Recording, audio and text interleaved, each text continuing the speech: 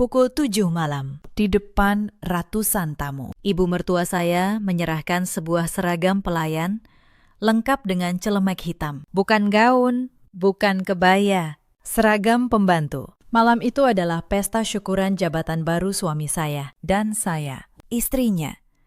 Disuruh masuk lewat pintu belakang, saya diperintah mengangkat piring, menuang minuman, menunduk setiap kali ada tamu lewat. Lalu, di puncak penghinaan, ibu mertua menyeret saya untuk membersihkan sepatu seorang perempuan. Perempuan berkalung berlian yang tersenyum penuh kemenangan. Perempuan yang belakangan saya tahu adalah selingkuhan suami saya sendiri. Mereka tertawa melihat tangan saya gemetar memegang kain. Mereka pikir harga diri saya memang pantas diinjak. Tetapi mereka lupa satu hal. Mereka tidak tahu siapa yang sebenarnya menandatangani nasib perusahaan tempat suami saya baru saja diangkat. Mereka tidak tahu bahwa di saku celemek pelayan itu, ponsel saya sedang bergetar, membawa satu pesan yang akan meruntuhkan seluruh kesombongan mereka dalam 30 menit. Malam yang mereka siapkan sebagai puncak kejayaan justru akan menjadi awal dari kehancuran yang tidak pernah mereka bayangkan. Halo,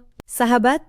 Selamat datang kembali di kanal ini. Sebelum kita mulai, tuliskan di kolom komentar kalian menyimak dari kota mana. Saya doakan kalian sehat dan dimudahkan rezekinya. Malam ini kita akan menyaksikan bersama bagaimana seorang perempuan yang dihina serendah-rendahnya membalas bukan dengan tangan kotor, melainkan dengan kebenaran yang selama ini ia simpan rapat. Tonton sampai akhir, karena bagian yang paling tidak disangka justru ada di menit-menit terakhir.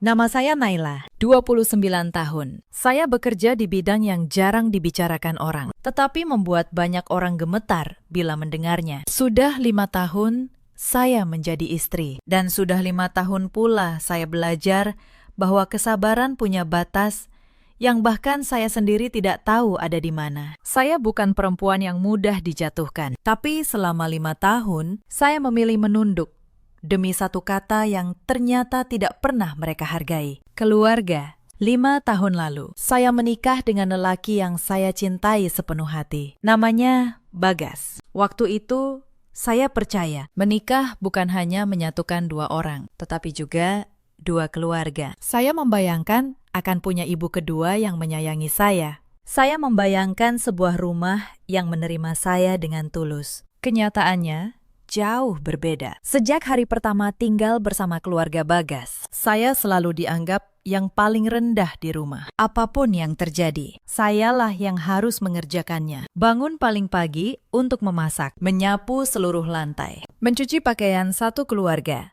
menyiapkan sarapan, bahkan sebelum yang lain membuka mata. Sementara itu, Vania, adik perempuan Bagas, masih tidur nyenyak sampai matahari tinggi. Saat ia bangun, ibu mertua saya langsung sibuk menyiapkan sarapan kesukaannya. Mereka tertawa, mereka bercanda. Dan saya hanya berdiri di ambang dapur, memegang serbet, merasa seperti tamu di rumah yang saya bersihkan setiap hari. Saya tidak pernah iri. Saya hanya berharap suatu hari mereka mau menganggap saya bagian dari keluarga. Namun harapan itu tidak pernah datang. Setiap ada acara keluarga, keadaannya justru semakin buruk. Semua kerabat datang dengan pakaian rapi. Mereka duduk santai, mengobrol, tertawa. Sedangkan saya mondar-mandir dari dapur ke ruang tamu, membawa nampan berisi makanan dan minuman. Kalau masakan saya dipuji tamu, ibu mertua langsung berkata bahwa semua resep itu miliknya. Kalau ada satu masakan yang kurang garam sedikit saja, beliau memanggil saya keras-keras di depan semua orang. Katanya saya menantu yang tidak becus. Katanya saya hanya membawa malu. Bu Sulastri. Begitu nama ibu mertua saya. Perempuan yang gengsinya lebih tinggi dari pagar rumahnya sendiri. Yang paling menyakitkan bukan hinaan itu. Yang paling menyakitkan adalah Bagas. Tidak pernah sekalipun ia membela saya. Ia hanya menundukkan kepala atau pura-pura sibuk dengan ponselnya. Seolah suara ibunya yang mempermalukan istrinya sendiri bukan urusannya. Suatu malam, saya memberanikan diri bertanya, apa saya memang seburuk itu di mata keluargamu? Bagas hanya menghela napas panjang. Katanya, saya terlalu sensitif. Katanya saya harus belajar menghormati orang tua. Katanya, sebagai menantu, sudah sewajarnya saya melayani keluarga suami. Sabar, katanya. Sabar itu ibadah. Kata sabar itu ia lemparkan seperti rantai. Setiap kali saya hampir berdiri, kata itu menarik saya kembali duduk. Saya mulai bertanya dalam hati, apakah membela diri sendiri membuat saya menjadi menantu durhaka? Apakah salah bila saya ingin dihargai? Jawaban itu terus berulang selama bertahun-tahun. Lama-lama, saya berhenti berharap. Tetapi saya memilih bertahan. Bukan karena saya lemah. Saya bertahan karena saya percaya suatu hari semua pengorbanan ini pasti akan dihargai. Saya salah. Yang tidak mereka tahu, saya menyimpan sesuatu di dalam diri saya. Bukan dendam, sebuah kemampuan. Sebuah pekerjaan yang selama ini saya jalani diam-diam, yang tidak pernah mereka tanyakan. Karena mereka terlalu sibuk memandang saya sebagai pembantu. Dan malam pesta itu, kemampuan yang selama ini mereka remehkan akan menjadi pisau yang paling tajam. Beberapa bulan sebelum pesta itu, sikap Bagas berubah semakin jauh. Ia sering pulang larut malam. Ponselnya selalu ia balik saat diletakkan di meja. Kalau kami makan bersama, pikirannya entah kemana. Bila saya bicara, ia hanya menjawab seperlunya. Suatu malam, saya memberanikan diri bertanya lagi. Akhir-akhir ini kamu sibuk sekali. Ada masalah di kantor. Bagas langsung memasukkan ponselnya ke saku. Tidak usah ikut campur urusan kantor, katanya dingin. Jawaban itu membuat saya terdiam. Padahal dulu, sekecil apapun masalahnya, Bagas selalu bercerita kepada saya. Sekarang, saya seperti orang asing di rumah sendiri. Ada satu hal yang membuat saya lebih sakit dari semua itu. Kayla, anak kami, baru 2 tahun. Bagas mulai lupa menengoknya. Malam-malam, ketika Kayla demam, saya menggendongnya sendirian sampai pagi. Sementara ayahnya, entah di mana. Saat saya menelpon, nomornya tidak aktif. Besoknya, ia pulang dengan bau parfum yang bukan milik saya dan berkata, ia lembur. Saya menatap wajah Kayla yang tidur di dada saya malam itu. Dan saya berjanji dalam hati, apapun yang terjadi, saya tidak akan membiarkan anak saya tumbuh dengan menyaksikan ibunya diinjak-injak. Ada satu peristiwa kecil yang kalau saya ingat lagi sekarang, sebenarnya sudah cukup menjelaskan segalanya. Suatu pagi, sekitar 2 bulan sebelum pesta itu, Kayla demam tinggi. Badannya panas sekali sejak subuh. Saya belum sempat memasak sarapan untuk seluruh keluarga karena semalaman menjaganya. Ketika Bu Sulastri turun dan tidak menemukan sarapan di meja, beliau langsung berteriak dari ruang tengah. Saya keluar dari kamar sambil menggendong Kayla yang lemas. Bu, maaf. Kayla demam. Saya harus bawa dia ke dokter pagi ini. Bu Sulastri menatap saya, lalu menatap Kayla dengan wajah datar. Anak sakit itu biasa, katanya. Dulu anak-anak saya juga sering demam. Tidak pernah saya bawa buru-buru ke dokter. Yang penting, sarapan dulu. Kamu ini menantu macam apa? Urusan dapur saja kalah sama urusan anak. Saya berdiri terpaku. Di gendongan saya, Kayla merengek pelan karena panas. Saya menoleh ke Bagas yang sedang menyeruput kopinya. Ia hanya berkata, sudah, turuti ibu dulu. Nanti siang baru ke dokter. Pagi itu, saya memasak untuk satu rumah dengan satu tangan. Sementara tangan yang lain menggendong anak saya yang demam. Air mata saya menetes ke atas wajan. Tidak ada yang melihat. Atau lebih tepatnya, tidak ada yang mau melihat. Baru siang hari, setelah semua pekerjaan selesai, saya diizinkan membawa Kayla ke dokter. Kata dokter, kalau terlambat sedikit lagi, panasnya bisa membahayakan. Malam itu, sambil menunggu obat Kayla bekerja, saya duduk di tepi ranjang, dan sesuatu di dalam diri saya berubah. Bukan menjadi benci, menjadi dingin, menjadi tekad. Saya sudah bisa menahan hinaan atas diri saya sendiri selama 5 tahun. Tetapi ketika mereka mulai menganggap nyawa anak saya kalah penting dari sarapan mereka, disitulah batas itu yang selama ini saya cari. Akhirnya terlihat jelas. Tak lama kemudian, kabar yang paling ditunggu keluarga suami saya akhirnya datang. Bagas resmi diangkat menjadi direktur operasional di perusahaan tempatnya bekerja. Sebuah perusahaan logistik besar yang namanya sering muncul di berita. Rumah mendadak ramai. Bu Sulastri mengundang seluruh saudara. Beliau bercerita kemana-mana bahwa anak lelakinya adalah orang paling sukses di seluruh keluarga besar, katanya. Inilah bukti bahwa keluarga mereka memang keluarga terhormat. Saya ikut senang.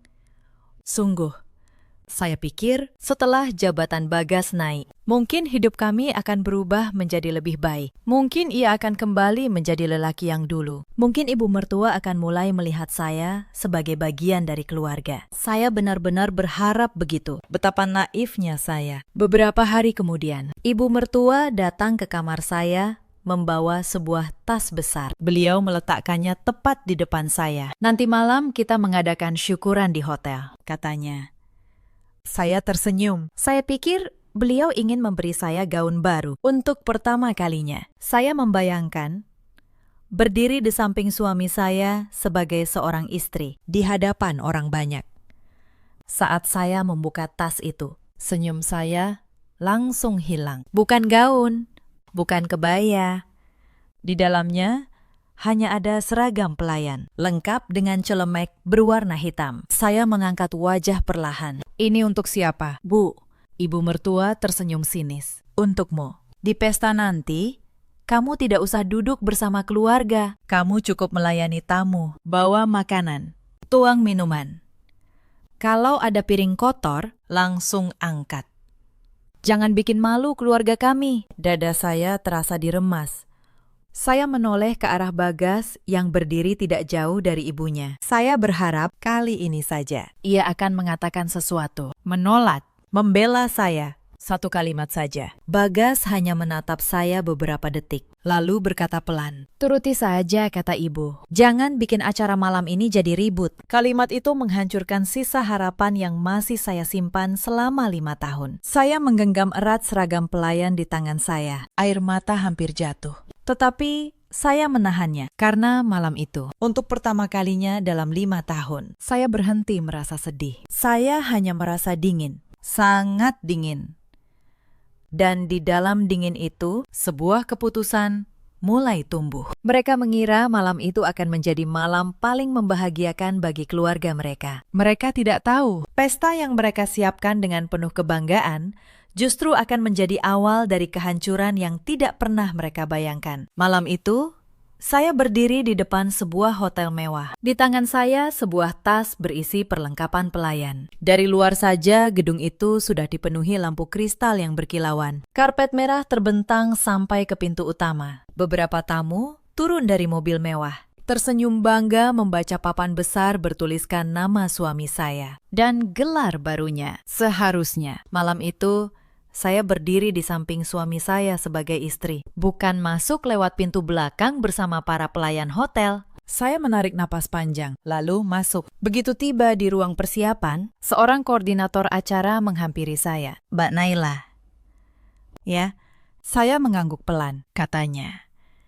Ibu penyelenggara sudah menitip pesan. Ini daftar meja yang harus dilayani. Tolong bawa minuman ke meja utama dulu. Saya mengambil nampan. Saya kenakan celemek hitam itu. Dan saya berjalan masuk ke aula. Di antara ratusan tamu yang tidak satu pun tahu bahwa perempuan pembawa nampan ini adalah istri sah dari lelaki yang sedang mereka rayakan. Inilah insiden pertama malam itu. Dari 8 penghinaan yang mereka susun, tanpa sadar mereka sedang menyusun kuburan sendiri. Saya membawa nampan ke meja utama. Di sana, Bu Sulastri duduk seperti ratu. Ia mengenakan kebaya sutra dan kalung emas tebal. Begitu melihat saya, ia sengaja bicara keras agar tamu di sekitar mendengar. Nah, itu pelayan kami, cekatan, ya.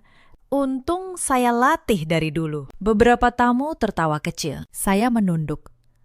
Saya letakkan gelas satu persatu. Tangan saya tenang. Di dalam, hati saya seperti es. Insiden kedua datang beberapa menit kemudian. Vanya, adik ipar saya, melambaikan tangan dari meja seberang. Ia sengaja menumpahkan sedikit air ke lantai.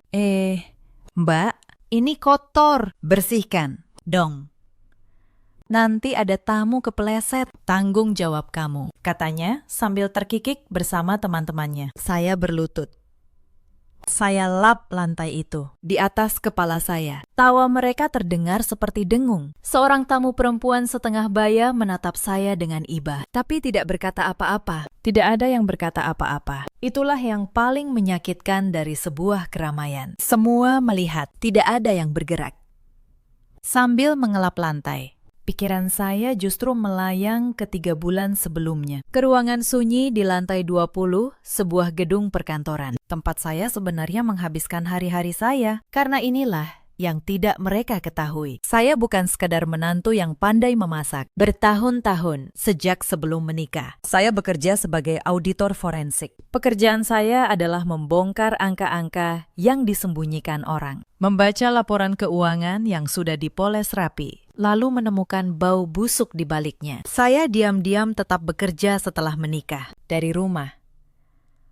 Di sela-sela pekerjaan yang mereka bebankan. Bagas tahu saya bekerja, tapi ia dan seluruh keluarganya menganggap pekerjaan saya kecil, tidak penting. Mereka tidak pernah bertanya apa yang saya kerjakan. Mereka terlalu sibuk memandang saya sebagai pembantu untuk peduli. Dan 3 bulan lalu, sebuah panggilan mengubah segalanya. Seorang lelaki tua yang bijak, Pak Hendarto, komisaris utama dari sebuah perusahaan logistik besar, menghubungi kantor tempat saya berafiliasi. Ia mencurigai ada kebocoran besar di perusahaannya. Uang yang menguap. Proyek fiktif. Ia butuh seseorang dari luar. Seseorang yang tidak dikenal siapapun di dalam. Untuk mengaudit diam-diam. Saya menerima tugas itu. Saya belum tahu saat itu bahwa perusahaan yang akan saya bedah adalah perusahaan tempat suami saya bekerja. Saya baru tahu ketika sebuah nama muncul berulang-ulang di pusat semua kejanggalan itu. Nama suami saya sendiri.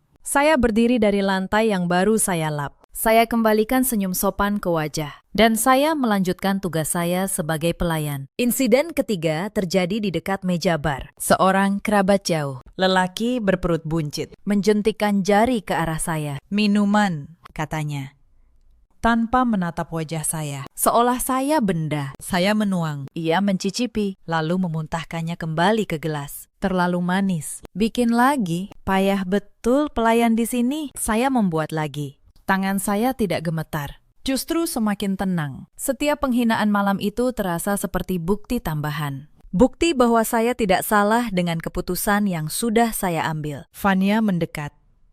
Sengaja membawa 2 temannya. Ia menatap saya dari ujung rambut sampai celemek. Kalian tahu, katanya pada teman-temannya. Cukup keras agar saya dengar. Kakak ipar saya ini dulu cuma anak yatim dari kampung. Untung kakak saya mau mengangkat derajatnya. Kalau tidak, entah jadi apa dia sekarang. Teman-temannya tertawa. Saya menatap Fania sebentar. Dulu, kalimat seperti itu bisa membuat saya menangis semalaman. Malam itu, kalimat itu justru terasa seperti angin lewat. Karena saya tahu, tidak lama lagi, orang yang derajatnya akan runtuh di ruangan ini bukan saya. Saya hanya tersenyum tipis, lalu berkata pelan, "Terima kasih sudah mengingatkan.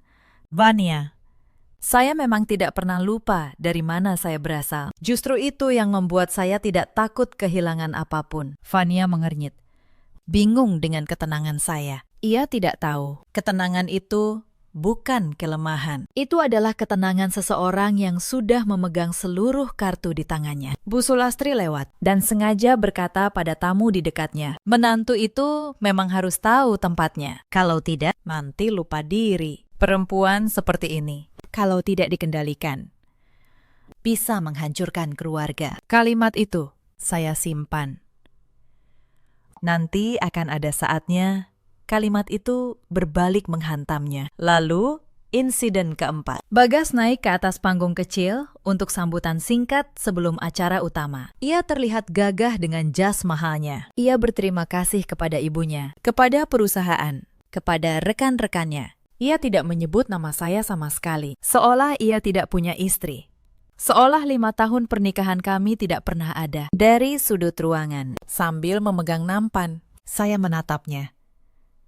Dan untuk pertama kalinya, saya tidak merasa sakit. Saya hanya merasa asing. Lelaki di atas panggung itu bukan lelaki yang dulu saya nikahi. Entah kapan ia berubah. Atau mungkin ia memang selalu begini. Dan sayalah yang terlalu lama menutup mata. Malam itu saya sadar satu hal. Kebaikan saya selama ini bukan dianggap kebaikan. Ia dianggap kelemahan. Sesuatu yang bisa mereka manfaatkan sepuas hati. Dan orang yang menganggap kebaikan sebagai kelemahan, cepat atau lambat, akan belajar dengan cara yang paling keras. Menurut kalian, sampai di titik ini, apakah masih pantas seorang perempuan bertahan? Tuliskan di kolom komentar. Saya penasaran dengan jawaban kalian. Insiden kelima adalah yang paling menyakitkan dari semuanya. Dan justru karena itu, ia menjadi yang paling menguatkan tekad saya. Seorang perempuan muda masuk ke aula. Cantik, mengenakan gaun merah yang mahal, di lehernya berkilau sesuatu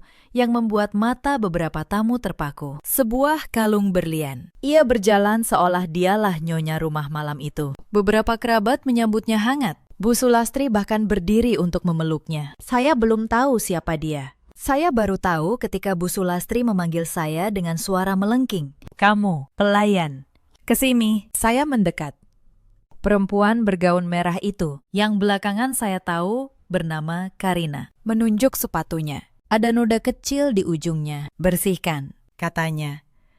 Seolah itu adalah hal paling wajar di dunia. Bu Sulastri menambahi, dengan senyum penuh kemenangan. Ayo, cepat. Lap sepatu Nona Karina. Ini calon anggota keluarga kami yang sesungguhnya. Kata-kata itu menusuk calon anggota keluarga di depan seluruh tamu di malam pesta suami saya. Ibu mertua menyebut perempuan lain sebagai calon menantu. Karim, salah satu kerabat, mengangkat kakinya dan menyodorkan sepatu itu tepat ke arah wajah saya. Silakan, katanya sambil tertawa puas. Tangan saya mengepal begitu erat sampai kuku menekan telapak. Saya ingin berdiri. Saya ingin pergi. Saya ingin melempar celemek ini ke wajah mereka dan berkata, siapa saya sebenarnya? Tetapi saya teringat sesuatu. Semua bukti yang saya kumpulkan selama 3 bulan terakhir belum boleh terbongkar. Belum.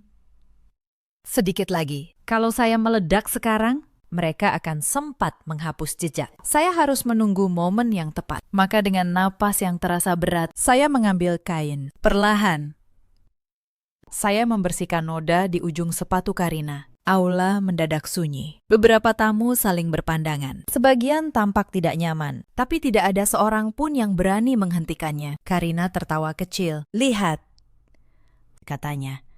Ternyata dia memang cocok jadi pelayan. Bu Sulastri menyahut bangga. Memang.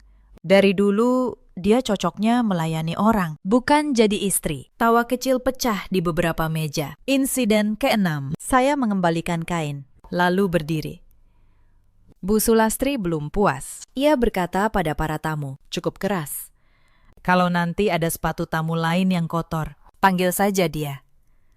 Dia ahlinya urusan begini. Saya memejamkan mata beberapa detik. Dan anehnya, justru saat itulah hati saya terasa paling tenang sepanjang malam. Tidak ada lagi keinginan membela diri. Tidak ada lagi keinginan menjelaskan siapa saya sebenarnya. Karena saya tahu, sebentar lagi, mereka sendiri yang akan mengetahuinya. Dan pengetahuan itu akan datang bukan dari mulut saya, melainkan dari kertas-kertas resmi yang tidak bisa mereka bantah. Sambil berjalan, kembali ke ruang persiapan. Saya membiarkan ingatan itu datang. Ingatan tentang bagaimana saya membongkar semuanya. Selama audit, saya tidak hanya membaca laporan dari tim. Saya turun langsung, tanpa memperlihatkan identitas saya. Saya menyamar sebagai staf magang. Saya mengajak bicara para karyawan. Suatu sore, seorang staf gudang menemui saya dengan wajah gelisah. Ia bercerita bahwa banyak barang yang tercatat sudah diterima perusahaan. Ternyata tidak pernah benar-benar masuk ke gudang. Jumlah di laporan dan barang yang datang berbeda jauh. Kadang sampai ratusan juta rupiah setiap pengiriman. Saat ia mencoba mempertanyakan hal itu kepada atasannya, ia justru dipindahkan ke bagian lain, jauh dari kota. Beberapa hari kemudian, seorang manajer proyek menghubungi saya diam-diam. Ia mengaku dipaksa menandatangani dokumen yang nilainya sudah diubah. Bila menolak, karirnya diancam akan dihancurkan. Semua perintah itu datang dari orang yang sama, direktur operasional yang baru, suami saya. Semakin banyak orang berbicara, semakin jelas polanya. Bagas bukan hanya memanfaatkan jabatannya, ia juga memanfaatkan rasa takut bawahannya. Mereka dipaksa diam, dipaksa ikut dalam permainan yang sebenarnya mereka benci, yang membuat saya semakin sedih. Hampir semua karyawan yang saya temui masih berharap perusahaan ini bisa diselamatkan. Mereka tidak ingin kehilangan pekerjaan hanya karena ulah segelintir orang serakah. Harapan mereka lah yang membuat saya bertahan sampai malam ini. Saya ingin membersihkan perusahaan ini, bukan demi diri saya, melainkan demi orang-orang yang masih bekerja dengan jujur. Orang-orang yang punya anak untuk diberi makan, seperti saya punya Kayla. Lalu ada satu kejadian yang tidak pernah bisa saya lupakan. 3 minggu lalu, tim audit menyerahkan sebuah rekaman. Rekaman dari ruang rapat yang biasa digunakan Bagas. Di dalamnya terdengar suara suami saya. Kalau proyek ini lolos, kata Bagas dalam rekaman, kita dapat bagian yang cukup buat hidup nyaman bertahun-tahun. Lalu, terdengar suara perempuan. Suara Karina. Bagaimana kalau ada yang curiga? Bagas tertawa pelan. Tenang.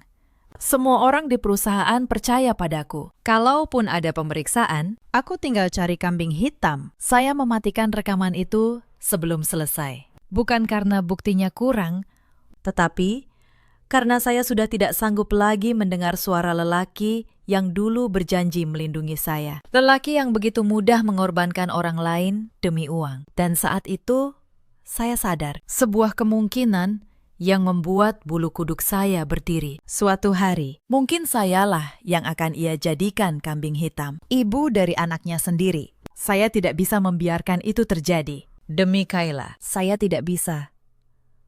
Insiden ke-7 terjadi ketika saya kembali ke tepi aula. Saya melihat Bagas menghampiri Karina. Mereka berdiri sangat santai, seolah tidak ada ratusan mata di sekitar. Bagas mengeluarkan sebuah kotak kecil dari saku jasnya. Ia membukanya perlahan. Di dalamnya, sebuah kalung berlian yang lain, lebih besar dari yang sudah dipakai Karina. Di hadapan para tamu, di malam pesta yang katanya untuk keluarga, Bagas memasangkan kalung itu ke leher perempuan lain. Karina tersenyum lebar, tanpa rasa bersalah sedikit pun. Beberapa tamu berbisik. Bu Sulastri hanya tersenyum, seolah merestui. Saya berdiri di sudut, memegang nampan kosong, menyaksikan suami saya memakaikan berlian ke leher selingkuhannya, dan saya menunggu untuk merasa hancur. Tapi rasa itu tidak datang. Yang datang justru sebuah ketenangan yang dingin, karena di saku celemek saya, ponsel bergetar. Saya memastikan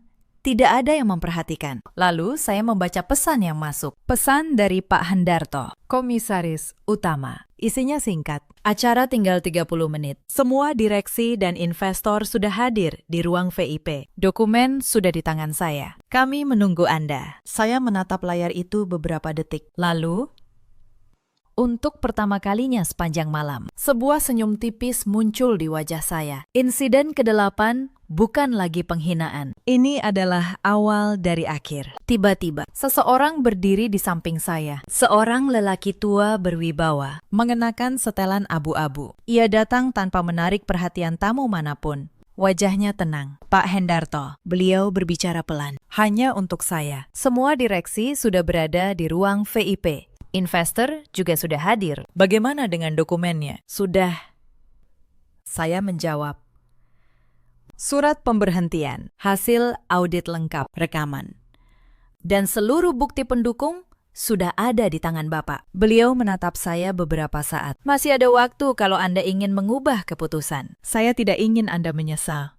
Saya tersenyum tipis. Justru kalau malam ini saya diam, saya akan menyesal seumur hidup. Bukan untuk diri saya, untuk anak saya, untuk semua karyawan yang jujur di luar sana. Pak Hendarto mengangguk pelan. Tatapan matanya menunjukkan rasa hormat yang tidak pernah saya dapatkan dari keluarga suami saya selama 5 tahun. Kalau begitu, katanya, mari kita akhiri sandiwara ini. Saya melepas celemek hitam itu dari tubuh saya, perlahan. Saya lipat rapi, lalu saya letakkan di atas nampan. Malam itu, itulah terakhir kalinya Saya menunduk untuk siapapun. Di luar sana, tepuk tangan mulai terdengar. Pembawa acara mengumumkan bahwa sebentar lagi akan ada sambutan istimewa dari pihak komisaris dan pemegang saham. Para tamu bertepuk tangan makin meriah. Bu Sulastri membetulkan kalungnya. Bangga. Bagas merangkul Karina. Tidak ada seorang pun yang menyadari bahwa pesta yang mereka rayakan dengan penuh kebanggaan itu hanya tinggal menghitung menit sebelum berubah menjadi mimpi buruk yang akan mereka kenang seumur hidup. Pak Hendarto berjalan lebih dulu menuju panggung utama. Ia mengambil mikrofon. Suasana aula mulai tenang. Terima kasih para tamu sekalian, katanya. Sebelum kita lanjutkan, izinkan saya memperkenalkan seseorang. Seseorang yang selama 3 bulan terakhir telah bekerja tanpa lelah untuk menyelamatkan perusahaan ini dari kehancuran. Auditor forensik independen yang ditunjuk langsung oleh Dewan Komisaris. Ruangan hening. Bagas mengernyit. Bu Sulastri menoleh kebingungan. Pak Hendarto menoleh ke arah pintu. Silakan, katanya. Dan saya melangkah maju. Bukan lagi dengan celemek, bukan lagi menunduk. Saya berjalan menuju panggung, di antara ratusan tamu yang tadi menertawakan saya. Dengan kepala tegak, saya melihat wajah Bagas berubah pucat. Saya melihat gelas di tangan Bu Sulastri hampir terjatuh. Saya melihat senyum Karina membeku. Selamat malam, kata saya ke mikrofon, dengan suara yang tenang. Nama saya Naila.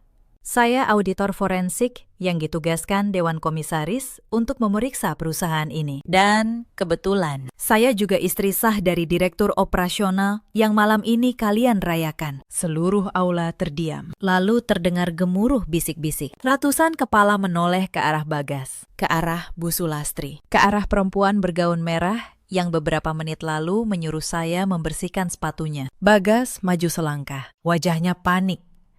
Naila, apa-apaan ini? Kamu tidak boleh duduk, kata Pak Hendarto. Dingin.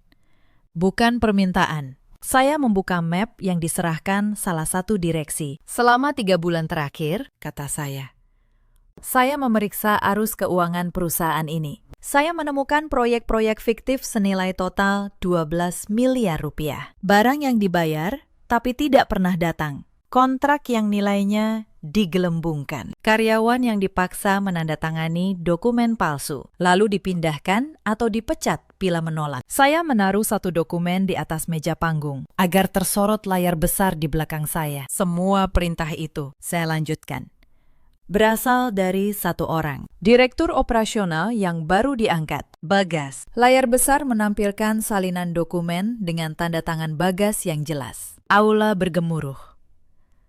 Beberapa investor berdiri. Bagas berteriak, "Itu fitnah. Dia istri saya. Dia sakit hati. Dia mengarang semua ini." Saya tidak menjawab teriakannya. Saya hanya menekan satu tombol. Dari pengeras suara aula, terdengar sebuah rekaman. Suara Bagas sendiri. Kalau proyek ini lolos, kita dapat bagian yang cukup buat hidup nyaman bertahun-tahun. Lalu suara Karina. Bagaimana kalau ada yang curiga? Lalu tawa Bagas. Tenang. Semua orang percaya padaku. Kalaupun ada pemeriksaan, aku tinggal cari kambing hitam. Rekaman itu berhenti. Aula sunyi total. Karina, perempuan bergaun merah itu, mundur perlahan, mencoba menghilang di antara kerumunan. Tetapi semua mata sudah tertuju padanya. Suara dalam rekaman itu adalah suaranya sendiri. Bagas jatuh terduduk di kursinya. Wajahnya yang tadi gagah, kini pucat pasi. Dalam semalam, dalam hitungan menit, seluruh yang ia bangun di atas kebohongan runtuh di hadapan orang-orang yang tadi mengaguminya. Pak Hendarto mengambil mikrofon kembali. Dengan ini, atas nama Dewan Komisaris, Saudara Bagas diberhentikan dari seluruh jabatannya. Efektif malam ini. Seluruh temuan akan diserahkan kepada pihak berwajib. Aset yang berkaitan dengan perusahaan akan dibekukan. Beberapa investor mengangguk. Beberapa langsung meninggalkan aula, tidak ingin nama mereka terseret. Pesta megah itu bubar dalam kekacauan. Saya turun dari panggung. Saat melewati meja utama, saya berpapasan dengan Bu Sulastri, perempuan yang selama 5 tahun memperlakukan saya seperti pembantu. Perempuan yang beberapa jam lalu menyuruh saya membersihkan sepatu selingkuhan anaknya. Perempuan yang berkata, saya tidak pantas duduk bersama keluarganya. Malam ini, beliau justru terduduk lemas, lalu perlahan berlutut di hadapan saya. Naila, katanya. Suaranya bergetar, sama sekali berbeda dari biasanya. Tidak lagi penuh perintah. Tidak lagi penuh hinaan. Tolong Bagas.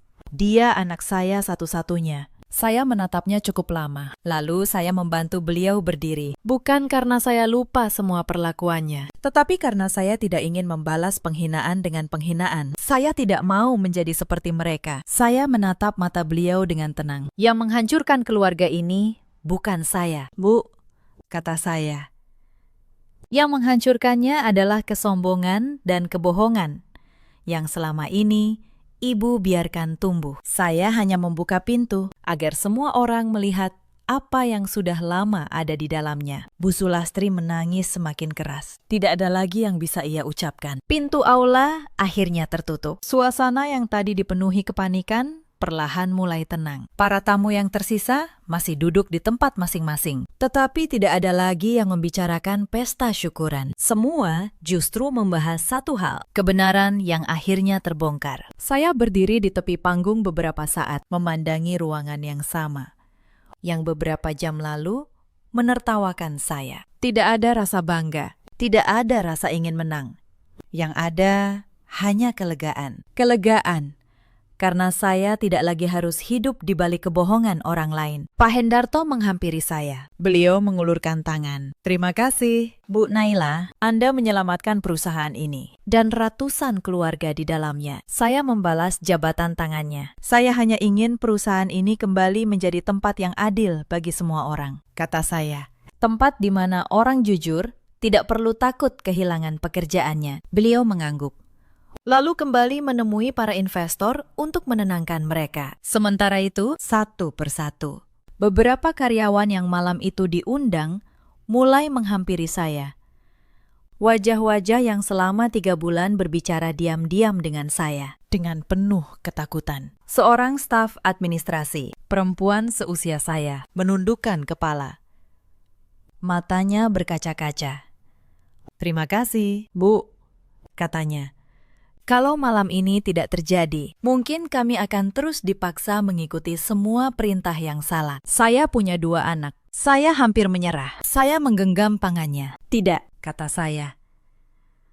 Justru saya yang berterima kasih. Kalian yang memilih jujur, meski tahu risikonya besar. Mulai sekarang, tidak ada lagi orang yang kehilangan pekerjaan hanya karena menolak melakukan hal yang salah. Ucapan itu disambut tepuk tangan pelan dari para karyawan yang berkumpul. Bahkan beberapa investor ikut berdiri. Suasana yang tadinya dipenuhi rasa takut perlahan berubah menjadi penuh harapan. Saya turun dari panggung. Saat melewati meja keluarga, saya melihat kursi yang tadi diduduki Bagas sudah kosong. Yang tersisa hanya Bu Sulastri, duduk sendirian. Riasan wajahnya luntur oleh air mata. Tatapannya kosong. Tidak ada lagi kesombongan yang selama ini selalu terpancar dari matanya. Begitu melihat saya mendekat, beliau berdiri. Tangannya gemetar. Naila, Ibu tahu, Ibu sudah terlalu banyak menyakitimu. Maafkan Ibu. Saya memandang wajahnya cukup lama. Dalam benak saya terlintas begitu banyak kenangan. Hari-hari ketika saya dimarahi, hanya karena masakan kurang asin. Saat saya dipaksa mengerjakan semua pekerjaan rumah sendirian, sementara yang lain tertawa. Saat saya dianggap tidak pantas menjadi bagian dari keluarga. Dan malam ini, beliau meminta maaf. Saya menghembuskan napas perlahan. Saya tidak akan membalas semua yang pernah Ibu lakukan, kata saya. Tetapi bukan berarti semuanya bisa kembali seperti dulu. Ada luka yang bisa sembuh. Ada juga luka yang membuat seseorang memilih berjalan ke arah yang berbeda. Air mata kembali mengalir di pipinya. Beliau mengangguk pelan. Mungkin ini memang hukuman yang pantas untuk saya, katanya lirih. Saya tidak menjawab, karena bagi saya, hukuman terbesar bagi beliau bukanlah kehilangan menantu, melainkan menyadari terlambat bahwa kesombongannya sendiri telah menghancurkan keluarga yang selama ini begitu ia banggakan. Saya melangkah menuju pintu keluar hotel. Udara malam terasa jauh lebih ringan. Langkah saya terhenti ketika mendengar seseorang memanggil dari belakang. Saya menoleh. Bagas berdiri di halaman hotel. Jas yang tadi ia banggakan kini kusut. Wajahnya lelah. Matanya merah. Ia berjalan perlahan menghampiri saya. Aku tahu, aku tidak pantas meminta apapun, katanya. Aku hanya ingin bilang, aku menyesal. Saya menggeleng pelan. Penyesalan selalu datang setelah semuanya hilang, kata saya.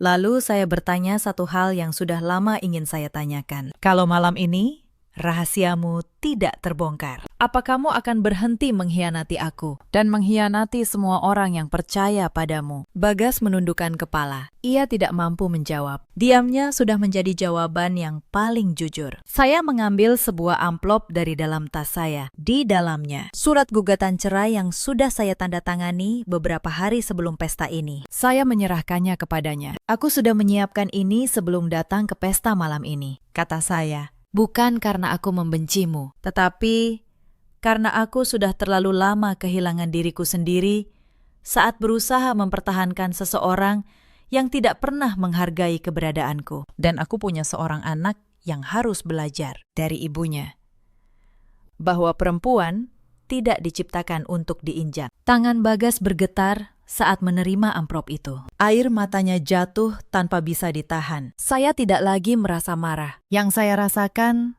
hanya iba kepada seseorang yang telah menukar keluarga, kepercayaan, dan masa depannya dengan segenggam keserakahan. Saya berbalik. Saya meninggalkan halaman hotel itu. Tidak ada lagi yang mengejar saya. Tidak ada lagi suara bentakan. Tidak ada lagi hinaan. Untuk pertama kalinya setelah 5 tahun, saya benar-benar merasa bebas. Beberapa minggu kemudian, hidup mulai menemukan bentuk barunya. Perusahaan perlahan berubah. Sistem yang selama ini disalahgunakan diperbaiki satu persatu. Karyawan yang jujur mendapat kesempatan berkembang. Budaya saling menekan, saling takut, perlahan menghilang. Pak Hendarto menawari saya untuk membantu menata ulang tata kelola perusahaan sebagai konsultan tetap. Saya menerimanya, bukan demi jabatan, melainkan demi menjaga agar tempat itu tidak pernah lagi menjadi ladang bagi keserakahan. Untuk pertama kalinya, nama saya disebut orang bukan sebagai menantu Bu Sulastri, bukan sebagai istri Bagas, melainkan sebagai Naila, perempuan yang membongkar kebusukan dan tidak takut berdiri sendirian. Sedangkan kehidupan keluarga mantan suami saya berubah drastis. Kasus Bagas berlanjut ke jalur hukum. Rumah mewah yang selama ini mereka banggakan dijual untuk menutupi berbagai kewajiban setelah seluruh fasilitas dari perusahaan dicabut. Karina, perempuan bergaun merah itu, menghilang begitu tahu Bagas tak lagi punya apa-apa. Ternyata yang ia cintai memang bukan Bagas, melainkan uang yang dulu dikira Bagas miliki. Orang-orang yang dulu selalu datang saat mereka berjaya, satu persatu menghilang. Tidak ada lagi pesta, tidak ada lagi pujian, tidak ada lagi tamu yang mengagumi. Yang tersisa hanya penyesalan. Dan rumah kontrakan kecil yang jauh dari kemewahan yang dulu mereka pamerkan ke seluruh kerabat. Saya tidak merasa senang mendengar semua itu. Tetapi saya juga tidak merasa bersalah karena saya tahu saya tidak menghancurkan mereka. Mereka menghancurkan diri mereka sendiri. Jauh sebelum saya melepas celemek hitam itu di atas panggung, saya hanya menolak untuk terus menjadi tempat mereka membuang kesalahan. Ada satu malam yang selalu saya ingat. Malam ketika Kayla, anak saya, untuk pertama kalinya bertanya, di mana ayahnya? Saya menggendongnya, menatap matanya yang bening, dan berkata dengan lembut bahwa ada orang-orang yang tidak bisa tinggal karena mereka memilih jalan yang berbeda. Tetapi ibu ada di sini, kata saya.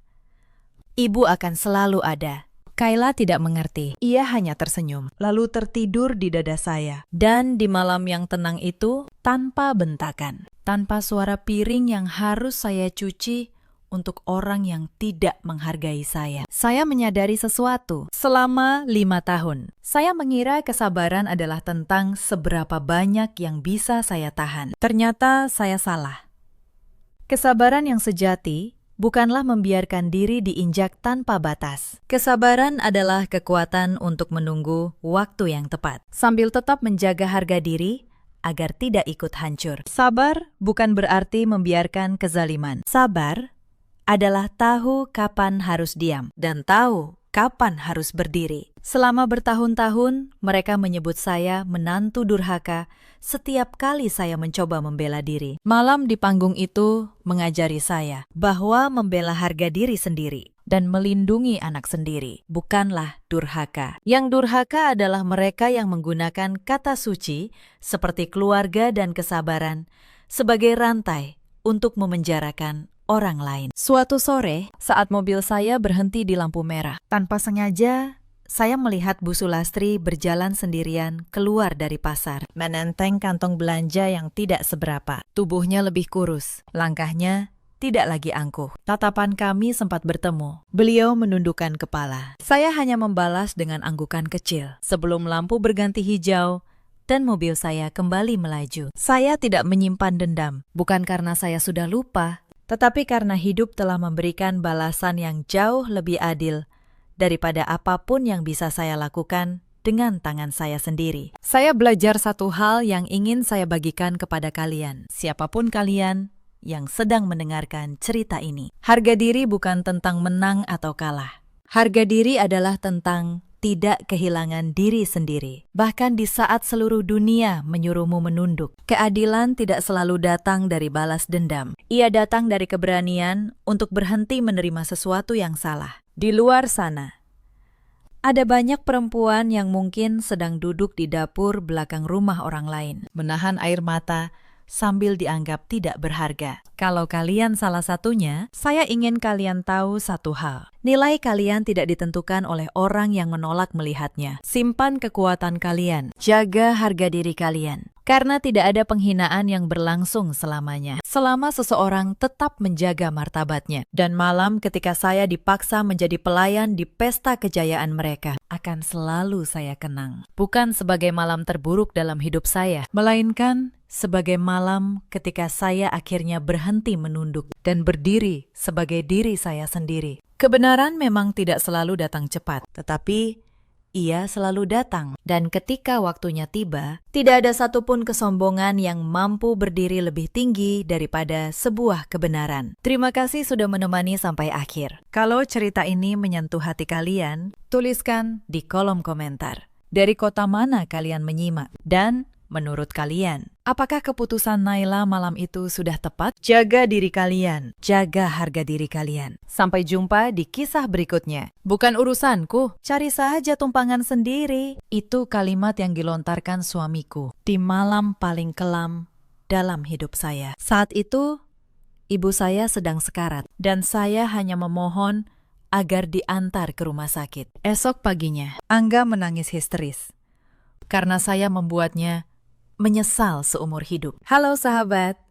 selamat datang kembali di channel ini. Sebelum cerita ini dimulai, tuliskan di kolom komentar dari kota mana kalian menyimak. Jangan lupa like dan subscribe agar kami bisa terus menghadirkan kisah yang lebih bermakna. Kisah ini terinspirasi dari peristiwa nyata, namun seluruh nama dan tempat telah diubah. Malam itu, hujan turun sangat deras di kawasan Pondok Indah. Petir menyambar bergantian. Angin menampar kaca jendela kamar dengan keras. Saya duduk gelisah di tepi tempat tidur. Mata saya tak lepas dari wajah ibu yang terbaring lemah. Napas wanita parubaya itu terdengar berat. Keringat dingin membasahi dahinya. Tangannya sedingin es saat saya menggenggamnya. Malam itu, kondisi ibu memburuk dengan cepat. Jauh lebih parah dari hari-hari sebelumnya. Dadanya naik turun, seolah berjuang mencari udara. Bibirnya pucat pasi. Saya tidak bisa menunggu lebih lama. Ibu butuh pertolongan medis. Setiap detik sangat berharga bagi nyawa orang yang paling saya cintai. Air mata sudah membasahi pipi saya. Saya berlari keluar kamar, menyusuri lorong rumah yang gelap. Tujuan saya hanya satu, mencari Angga, suami saya.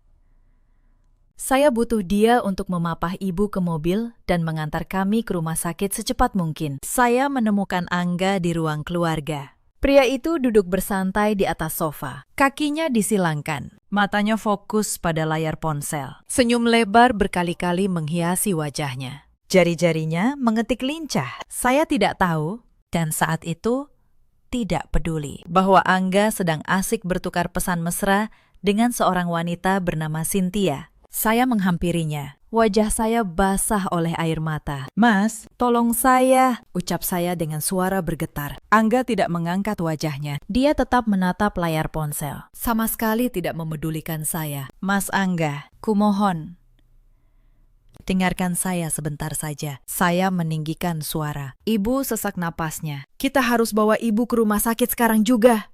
Tolong siapkan mobilmu." Angga akhirnya berhenti mengetik. Dia mendesah kasar. Wajahnya menunjukkan kekesalan yang jelas. Dia menatap saya dengan pandangan tajam, merasa waktu santainya terganggu. Dia meletakkan ponsel di meja dengan bantingan pelan. "Kamu ini mengganggu. Tidak bisakah kamu lihat? Aku sedang sibuk," bentaknya keras. Suaranya menggema di seluruh ruangan. Saya terperanjat, hati saya seperti diiris. Di saat nyawa ibu saya berada di ujung tanduk, suami saya justru marah karena merasa terganggu. "Mas, ini soal nyawa ibu. Saya memohon. Hanya sebentar, antar kami ke rumah sakit. Lalu Mas bisa kembali." Angga menyeringai dingin. Tatapannya penuh penghinaan. "Nyawa ibumu. Sejak kapan itu jadi urusanku?" katanya. "Aku capek, Amira. Aku tidak mau keluar malam-malam begini cuma untuk mengurus orang tua yang memang sudah waktunya." Napas saya tercekat. Saya tidak percaya kalimat itu keluar dari mulut suami saya sendiri. "Bukan urusanku," ulangnya pelan. Lalu mengambil ponselnya lagi. "Cari saja tumpangan sendiri." Saya berdiri mematung. Tubuh saya gemetar, bukan karena dingin, tapi karena sesuatu di dalam dada saya retak pada malam itu. Retak dan tidak akan pernah bisa kembali utuh. Saya tidak membuang waktu lagi untuk merengek pada manusia tanpa hati itu. Saya berlari ke kamar, mengambil ponsel saya sendiri. Tangan saya gemetar saat menelpon ambulans pribadi dari rumah sakit milik keluarga saya. Lalu saya menelpon Pak Dirga, sopir sekaligus orang kepercayaan keluarga, agar segera datang. Dalam 12 menit, ambulans tiba. Para petugas medis dengan sigap memapah ibu ke atas tandu. Saya naik mendampingi, menggenggam tangan ibu sepanjang jalan. Angga sempat melongok dari ruang keluarga. Dia melihat ambulans, melihat para petugas berseragam, dan dahinya berkerut bingung. Tapi dia tidak bertanya, dia hanya kembali ke sofanya. Kembali pada ponselnya, kembali pada Cynthia. Dia tidak tahu. Malam itu adalah malam terakhir dia masih punya kesempatan. Dan dia membuangnya begitu saja. Nama saya Amira, 32 tahun. Bagi semua orang di lingkungan keluarga Angga, saya hanyalah seorang dokter biasa di sebuah klinik kecil. Menantu pendiam yang tidak punya apa-apa. Tapi itu bukan kebenaran yang utuh. Sebenarnya, saya adalah dokter spesialis. Dan lebih dari itu, saya adalah putri tunggal Ibu Rahmawati, pemilik dan pemimpin sebuah jaringan rumah sakit swasta terbesar di kota ini. Jaringan yang membawahi 5 rumah sakit, 12 klinik, dan sebuah perusahaan farmasi. Saya menyembunyikan semua itu, bukan tanpa alasan. 5 tahun lalu, saat saya bertemu Angga, dia tampak seperti pria sederhana yang tulus. Dia bekerja sebagai staf keuangan di sebuah perusahaan menengah. Gajinya tidak besar, tapi dia terlihat penuh ambisi dan kasih sayang. Saya jatuh cinta, dan karena pernah dikecewakan oleh pria yang hanya mengincar harta keluarga saya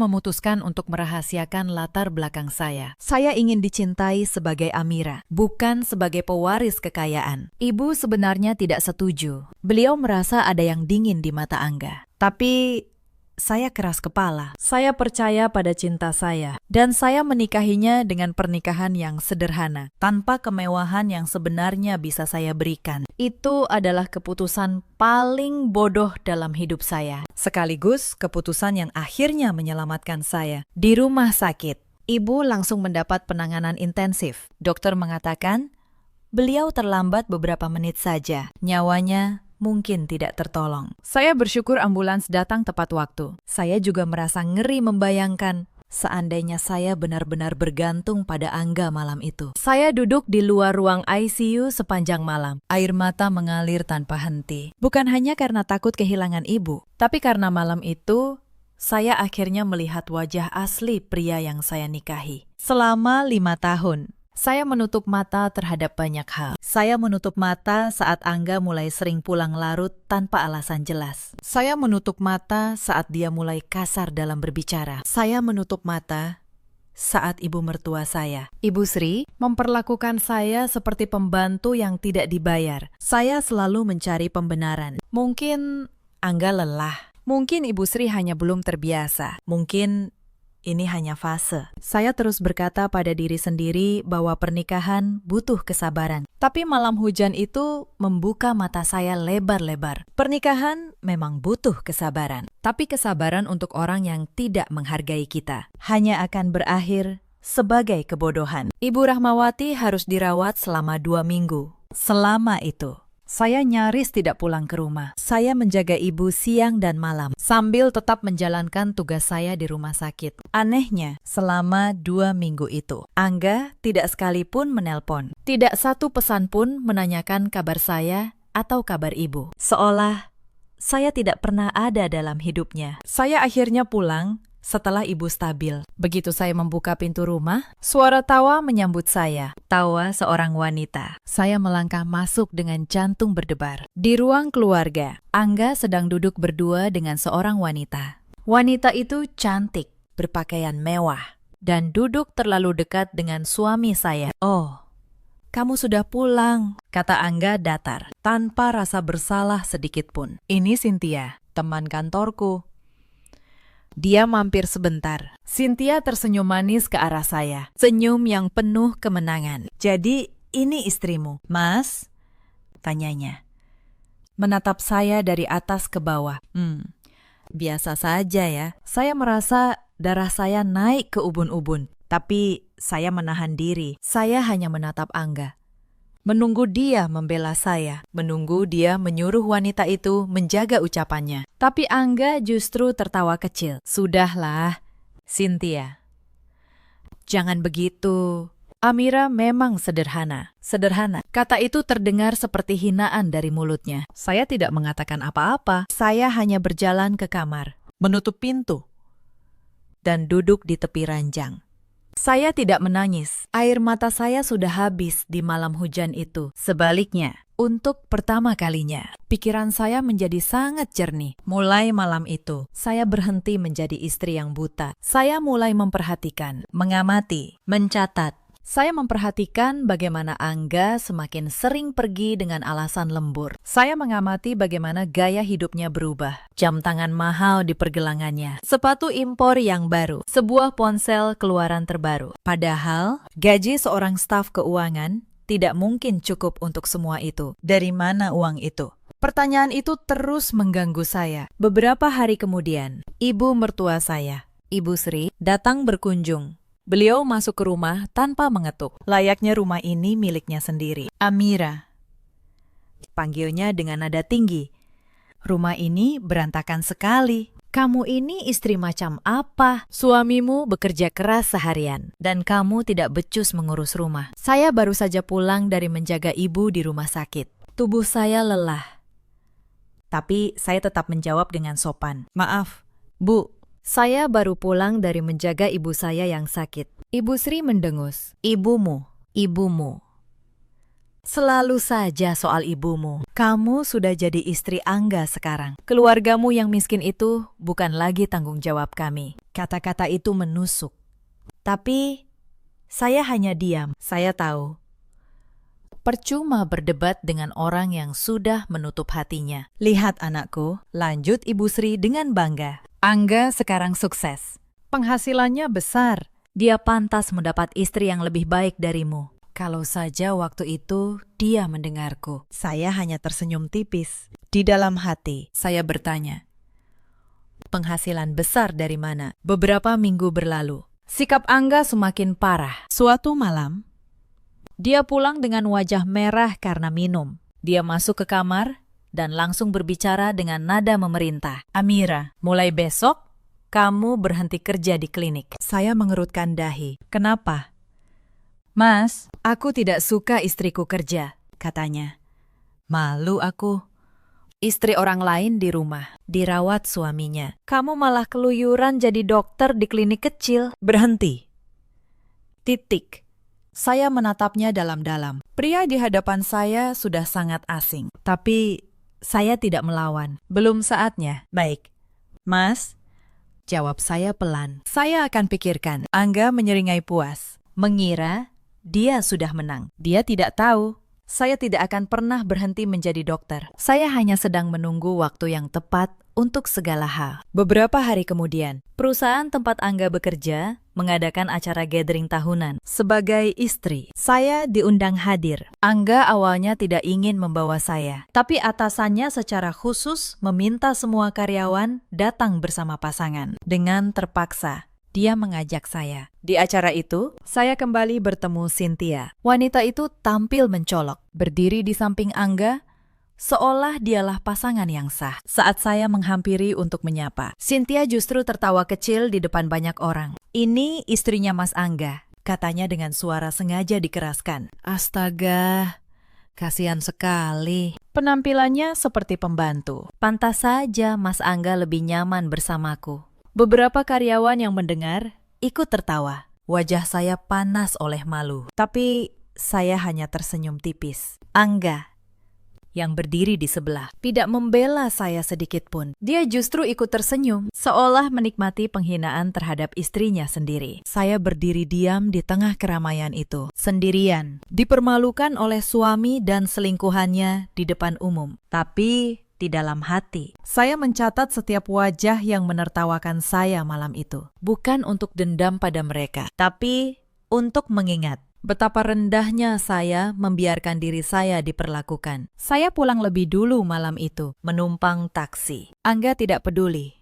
Dia memilih tinggal, berdansa dengan Cynthia di hadapan rekan-rekannya. Beberapa hari setelah itu, Angga datang membawa selembar dokumen. dia meletakkannya di meja dengan kasar. "Tanda tangani ini," perintahnya.